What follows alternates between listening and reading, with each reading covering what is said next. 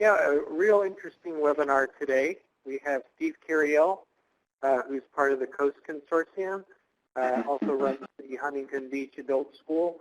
We have Madeline Arbejo, part of the Mount San Antonio Consortia, that is also part of the Mount San Antonio Community College. And we have Selena Shan, full capacity marketing, and she'll be kind of moderating this webinar today. We're going to talk about a little bit of an overview of Educate and Elevate Toolkit. Those are those PSAs, the e-magazines, those profiles that you've been working on if you're at the member or consortia level. Also, we're going to get into messaging key influencers and stakeholders. A lot of K-12 people have done that during Adult Ed Week, but we haven't really ever organized or give a template of how to do that. So I'm really excited to hear about that. And then adapting this to your own local brand. Selena's going to talk about that. So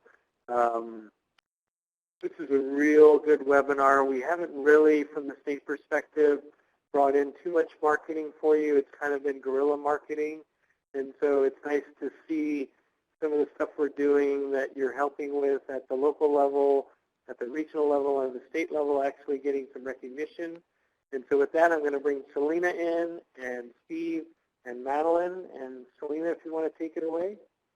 Okay, well, thanks so much, Neil, for that wonderful introduction. And hello, everyone. It's great to see so many participants here, and we're very much looking forward to sharing this information with you today. As you can see, we've got a full agenda here and some great experts, and Steve and Madeline, in terms of working with key influencers and our elected officials. Just wondering, out of curiosity, how many of you all caught our presentation at the CCC AOE conference I think it was last week, yeah, in Rancho Mirage. If you could just maybe put a note in there if you did attend, that would be just curious to know. And we did do an overview of the Educate and Elevate campaign. We're going to go a little bit deeper in this webinar in terms of looking at how to deploy those key messages from Madeline's and Steve's perspective. They have a lot of expertise in working with elected officials, which, as you know, is an important topic to maintain our funding and also proactively go out there and tell our story. Also, we're going to bring in working with the news media and social media to expand your reach. And we have just a ton of resources, as Veronica has put in the chat feature there, in the resource pod. So make sure you're downloading those during the course of the webinar, and we'll walk you through how to not only use it for the campaign, but also to elevate your own brand. And of course, as we go along, if you have any questions, feel free to go ahead and put them in the chat pod, and we'll monitor that and get through that. Okay, so hopefully by now everybody has gone to our campaign website, which is educateandelavateca.org. It's a takeoff on the national campaign Educate and Elevate, sponsored by COABE and some of the other folks there in DC. And so what we're going to talk about today are the elements on our website and how you use them in a briefing to prepare for the briefing with an elected official, what you share during the briefing, and then even as a follow-up. And all these tools are either in the pod or we've also doubled up and put them on the website, and I'll sort of walk through them. This is all about collective storytelling. Certainly, if we can tell our story across the state about the synergy of K through 12 and community colleges working around building innovations in adult education, that collective story is so much more powerful than one single organization. And that's the whole purpose of the website. The website is our canvas to collectively come together and showcase all of our work. And there are three components to it. One are qualitative success stories. Other is innovations that you've been doing, and then quantitative data and results. So if you give me a moment here, I'm going to pop on over to the website where you're going to see Here we go. You see our current website now, and I'm going to start pointing out different elements of the website that you can use to. Now we're going to start with preparing for your briefing. When you go into a briefing, you have to sort of know your data points, your region, what demand is in the region for adult education, some of the key challenges you are looking to solve. Now, right now, and all of you have received from our team this whole thing around, let me just go here, meet the AEBG Consortia, your regional profiles. Right now, if I were to click on this, it would just go to the current AEBG website. And what we're working on right now, and I'm going to pull up Butte Glen as an example, because theirs, I believe, has been finalized. But there's a single page. This is almost like your own website on the campaign website. It's a single page that gives some background. It talks about the consortium. It lists all of the members. And then it gets into data. And a lot of your 3-year plans needed updating, so we use the data here to talk about the latest in your regional economy, both from the demand side with employers and the supply side with students and the needs. So this is a great place to come and get your, the key data points about what is happening in your region. It has key demographics. It talks about the regional labor force, population by age, educational attainment, all of the data here. And then it talks about the innovations that this particular consortium is working on to meet the demands within the region. Now, this particular part of the site is not yet live, but each of your consortia chairs should have received a draft to review this, and we want to go live with it by next week. But it's a great place to help you sort of prepare for your work and your briefing. The other thing that legislators are going to be very interested in are success stories. And as you know, we have posted, there's a way to post your website, which is in your, your success stories, which is in your PowerPoint. And the success stories follow a pattern. What challenge did the student face, the solution the consortia or the school provided, and the outcomes. So these are things that you're going to want to research and bringing in the human interest element to the briefing, and even bringing the students with you, as Madeline and Steve are going to talk about in just a few moments. Now, we have something new on the website I want to point to, and this is the adult education facts. And if you go in here, we've got a brand new fact sheet that mirrors the story in the video. And in the video, it talks about adult education, first of all, has many faces. You have many entry points and exit points, and you'll see this little graphic kind of in the video as well. But a lot of times, legislators and other key influencers think that it's only about ESL or citizenship, maybe one component, when in fact, what we say here, which is so true, is that adult education programs are designed to meet learners where they are on their educational journey. And so it's got some great facts about the consortia in general, as well as all the facets that adult education addresses. Here, what we've done, rather than rattling off a lot of facts, this is things that you can leave behind as part of your little toolkit when you brief a legislator, and that is all the important data points of building a business case for adult education. For example, 26% here of poverty, that's the poverty rate for individuals without a high school diploma, which is 10.3% higher than those with a high school diploma and 15% higher than those with some college or an associate degree. And it's got all the sources, which you'll see at the bottom. So this is a great graphic to leave behind, and just kind of pulling some data points here based on the interest level, and then all of the sources as well. Now, let's say that you're working with a legislator, and they're very much focused on, let's say, career technical education.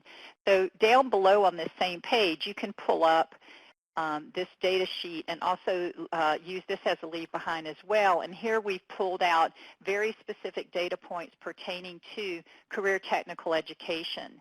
There's also one, as you can see, for English as a second language. Maybe there's a high immigrant population in your area, and this has specific data for that population. So you sort of need to do your homework in advance. Look at your innovations webpage and what we've sent you to update the data as to what is the need in your area, and then what the interest level is of the legislator, and then pull together these things as leave behinds. Okay, let's see. The other thing, too, I just want to share with you, after the briefing, if you want to do kind of a follow-up, there are a couple of pieces on here that you could send in an email. One is the follow-up video, and I just have to commend Steve and Madeline and everybody that was on the communications committee, because we spent a lot of time on this video, and the main point being that, hey, this is so innovative because K through 12 and community colleges are coming together to solve these very complex issues. So that was a key storyline in this video, and so I could totally see a very appropriate after your briefing to send a follow-up email with a link to this video, and also a link to our e-magazine, which, by the way, just won a Silver Davy Award, which is a big deal. It's kind of like the Oscars of marketing and communications, but this is like a very interactive e-magazine that they can flip through to get more data and information based on what they are looking for. And it also has videos in here and things of that nature. Ultimately, you want to push them back to the website, because at the end of the day, this is our canvas of a collective storytelling, where all the data points and everything. So this is why you want to push the legislators back to the campaign website. Okay, I'm going to toggle back now into the PowerPoint here. And one other thing that you can do, and I'm not going to go over each one of these slides because I just basically demoed this, but when you pull the graphic down or the PowerPoint down, you'll be able to use this as a refresher. But in your resource pod, you have the Educate and Elevate logo. One of the things we'd like for each of you to do is to add the logo to your website, preferably on the home page, and then you would just insert your organization's name to say that you're a proud partner of the Educate and Elevate California campaign. For more information on our successes and how adult education benefits communities all across California, go to our website. So, and I've given you a link here if you just want to download the logo itself. But this helps in so many ways, because you just think of all of our members out there, right, with the consortia. There's so many of them, and everybody has their own website. This is a way of connecting the dots and showing that you're part of this greater network, if you will. So we've really tried to think through all the tools that we could give you, to prepare for a briefing, to leave at the briefing, and then after the meeting, some tools that you can use as well to better build relationships. Now, I'm going to bring in our experts right now, and Steve, we'll start with you on just some strategies for a successful briefing. We have all these tools, but at the end of the day, it's a little nerve-wracking, right, because you've got to now go and actually brief some of the elected officials. So I'm going to bring you in and have you share with us maybe some strategies and tips that our folks can use. Sure, thank you, and hi, everyone.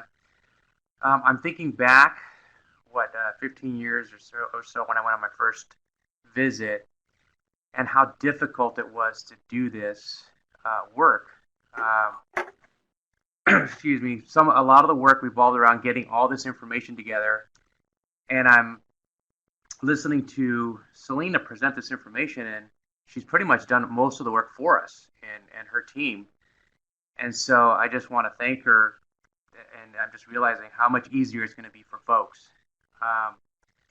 Now, that said, we recognize that time is of high demand these days for everyone, and that you're probably thinking, how am I going to schedule all this? How am I going to schedule a meeting? How am I going to get up to Sacramento? How am I going to just fit this into my schedule? And I think what I would say to that, and what I've done in my career, is really realize the priority of keeping our legislators informed, because ultimately there will be an adult ed issue. With this year, there's in the last few years they've had a number of issues they've had to decide on.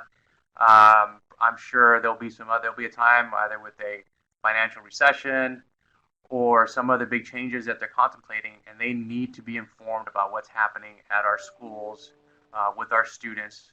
And so it is a high priority on my calendar. And so, and then now that we have all these tools available, it's actually made it easier on my calendar. So again, a good time to get into this.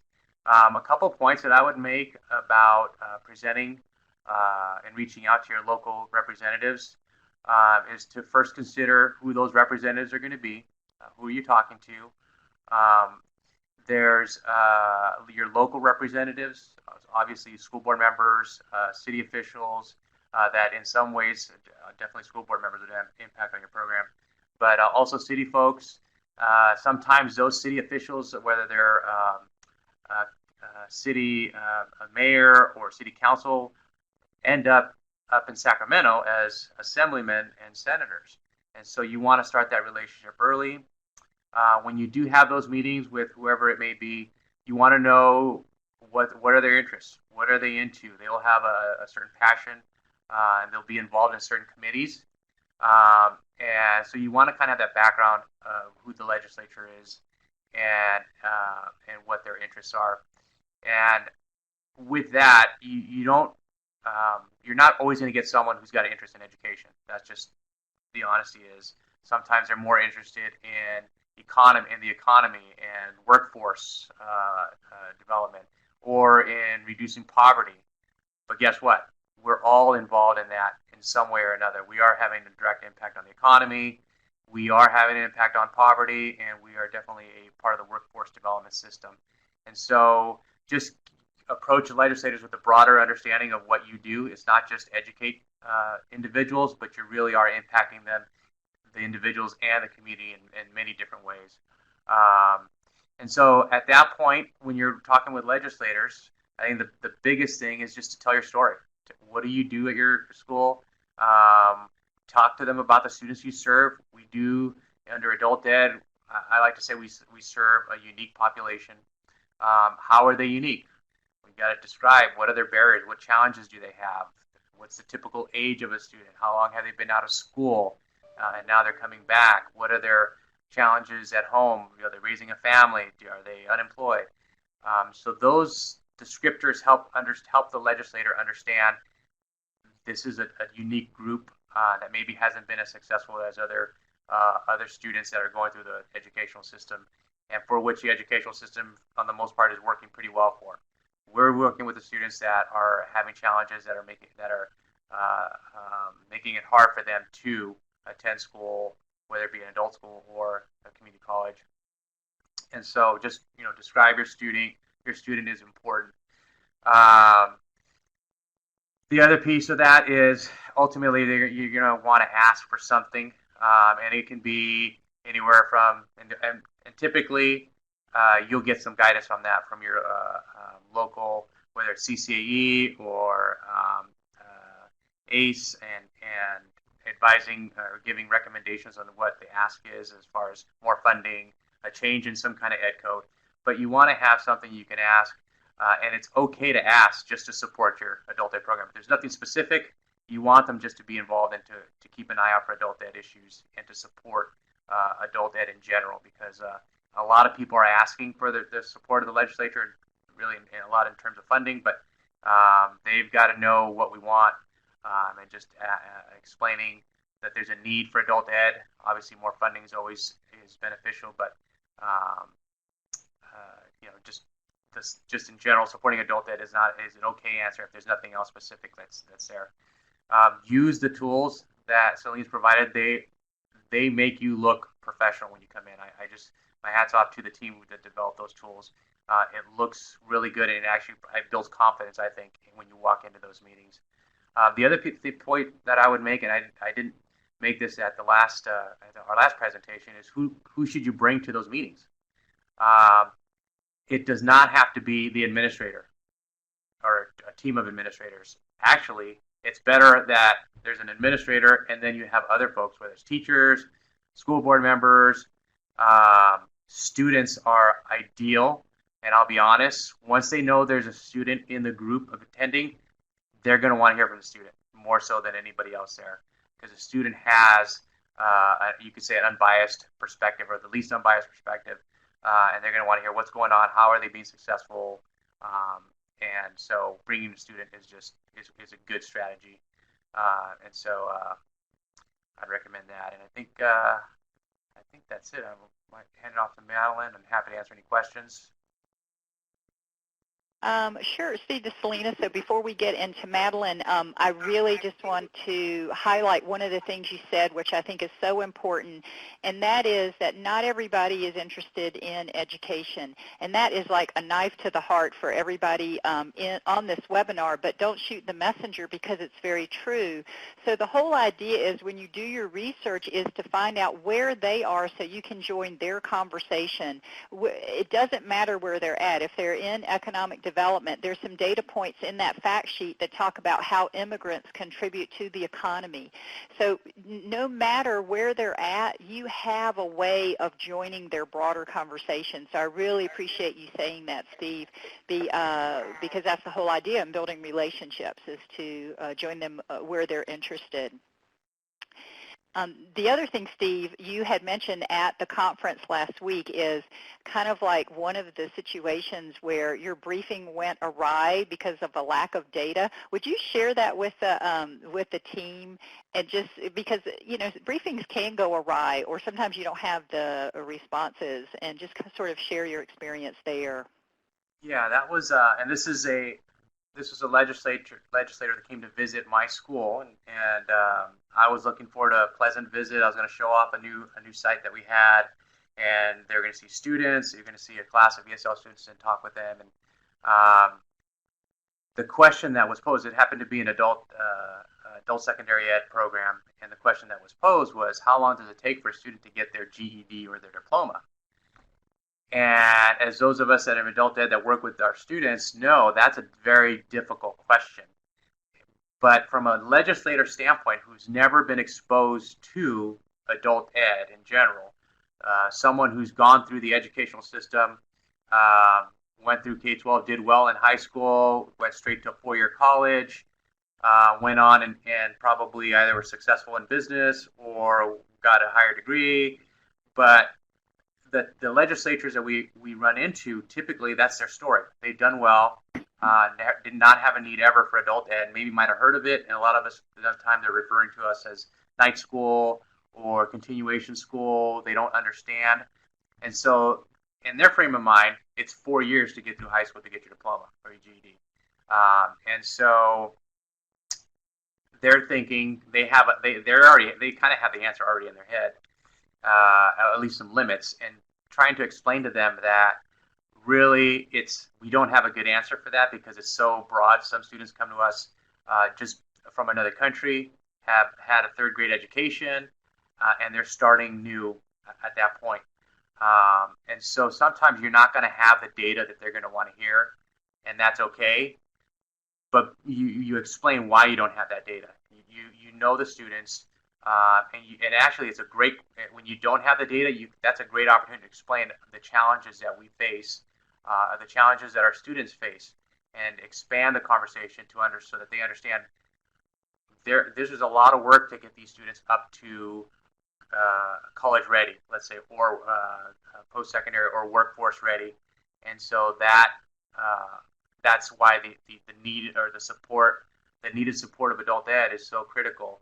And so don't be afraid when they ask you those tough questions. Just expand on the question and use it as an opportunity to educate them, because in many cases they have a preconceived notion of what the answers should be because they haven't ever the education system, the adult ed system. That's such a good point, Steve. It really is, and I think, you know, we can, to be able to flip that to educate them on the opportunities, as you're saying, and also, again, building the business case of support. If we don't help adult learners, then what happens from an economic standpoint and everything else? And all that's kind of in our business case as well.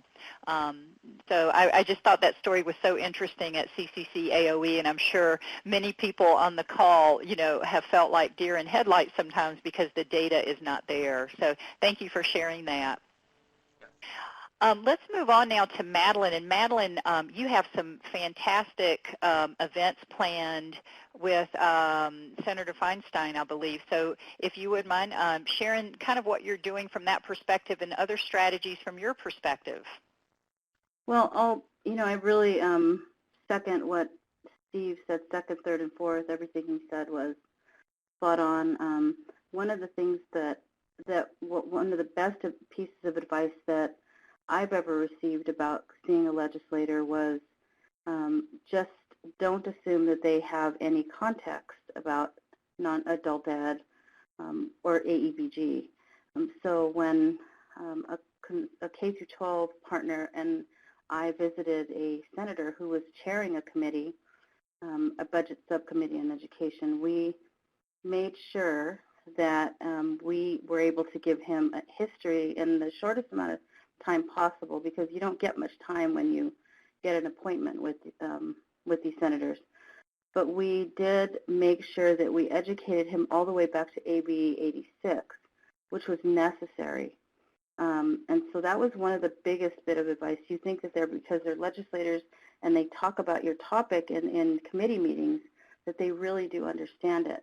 And so some of the points Steve made about who are the students and how we serve them, what are our programs, that knowledge needs to be delivered. And after we visited with the senator, he said, I've never had one other person come and see me.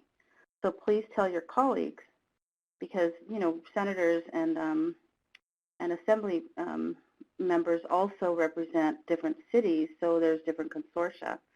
So I did that. I let the consortia in our areas who were represented by these senators, you need to go see this person, and because the mass of people talking when they're hearing the same message is very, very helpful.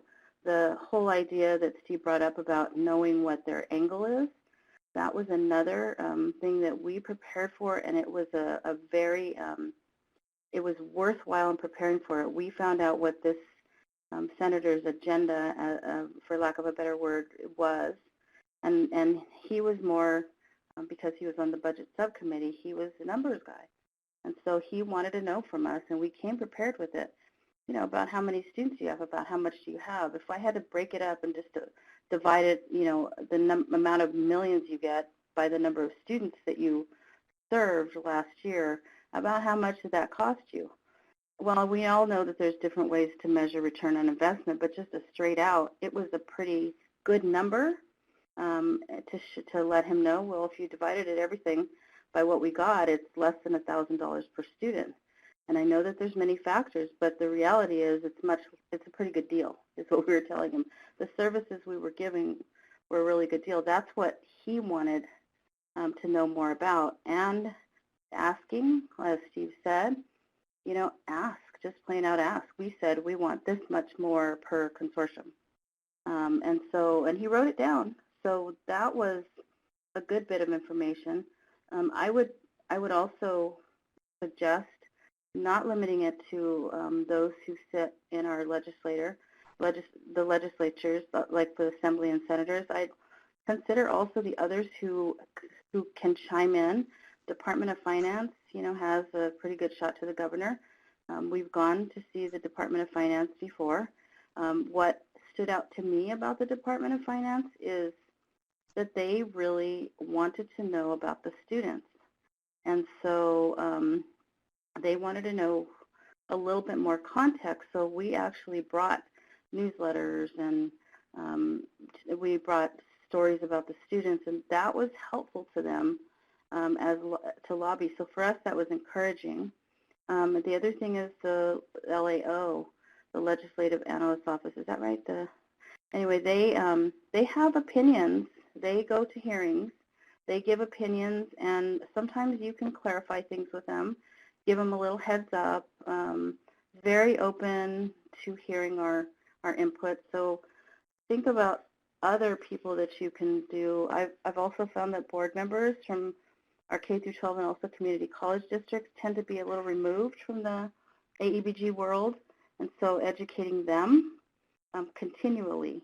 We do an annual report at our community college for all the superintendents, and my co-chair and I, we are the ones who actually give it. So we have the K-12 person and the community college person updating our board of trustees on all of our school boards, which is a great thing to remember, to remind them about how important these programs are for the students in their districts.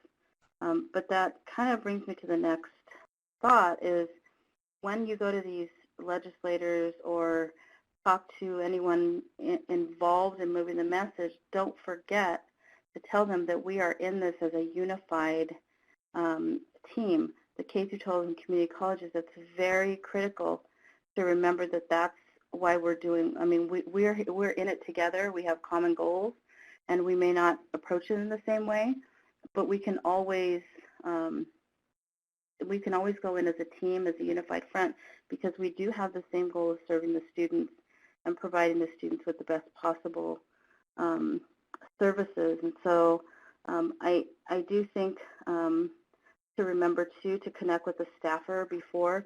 Getting to know their staffers has been the biggest, the legislator staffers, has been one of the biggest help advantages, because they're the ones that you call when you know there's a hearing or when you know that there's something coming up a vote. You remind them about who you are. You invite, they're the ones who come to your campus to visit, and oftentimes they outlive their bosses because there's, new elections, there's people term out, and so they might have the history of who their community, who their community is, and they can give you more information on what to do. Those have been some of the best examples, and I'll go back to the Senator Feinstein. We are looking at some potential cuts for WIOA 1 and 2, WIOA 2 being our literacy, which would really devastate those students most in need, like the ESL students and ABE and ASE students. And so some of us went over to see Senator Harris and Senator Feinstein to talk about protecting those funds. We found that one of them knew quite a bit about WIOA 1, which is more workforce development, but neither really had the biggest sense of WIOA 2, which is literacy. And so we were able to educate them, and in a few weeks we will be getting a visit from Senator Feinstein's office, and what they, from a staffer, not her, but he is very interested in knowing what a classroom looks like, what instruction looks like, what are the students going through in their regular day, what are the faculty, how are they interacting with the students and how we're supporting them. So they want to see it real time. That was encouraging to us, and he told us that's how I'm going to better advocate for you. And so, I mean, we'll have him see our president and our vice president, maybe some other credit faculty, but he was very adamant about the fact that he wanted to see the students in action, and he wanted to see the facilities, because oftentimes, we don't get the cream of the crop buildings. So there's also those kinds of things that are helpful to pass on. So I think other than that, Steve covered it. You covered it. Well, you've really got some great points in there, and one that keeps ringing through with both of you is know your audience, and also the fact that there's a broad target audience. Madeline, you mentioned your board members, your superintendents, the LAO.